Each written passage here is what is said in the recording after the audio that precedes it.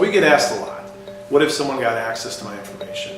And the first question is, well, what type of information do you hold valuable? So, we do the what if scenario. What if someone got access to your iPhone? And you could see people immediately like, well, I mean, really? Yeah, well then obviously that's the information you hold most dear. What does it have on there? Your bank account information, you can log into all your banks, do your online transactions, the Twitter account, the Facebook, your email. So that device by itself is then very critical.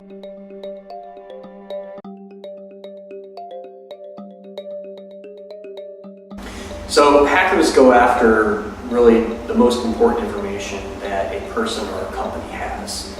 So for example, it could be a pharmaceutical company or a plastics manufacturer may have proprietary information such as formulas, very high-level intellectual property.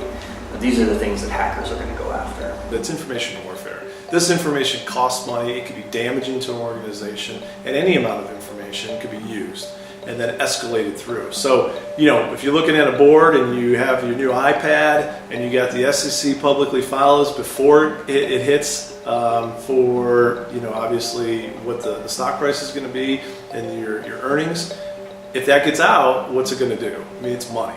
And you can spiral that down to an end user all the way up to a CEO. The whole idea with security is it's not getting to the board. It's clearly not being addressed at the business level, and therefore the funding, the awareness, and everything else is lacking as it goes downstream. The stuff that's happening in the media could happen to them.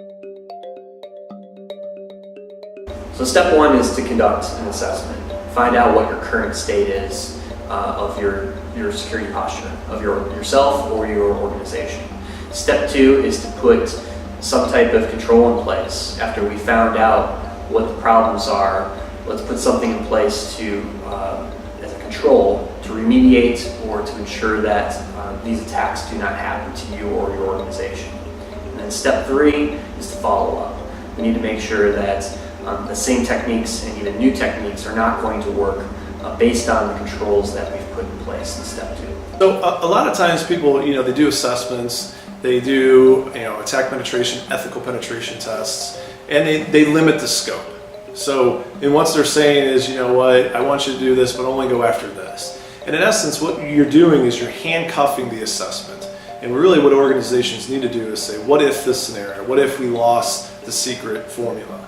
Okay, well, if that's the what if, and if that's what keeps you up at night, why handcuff a firm that does assessments that are professionals doing this in trying to get that information?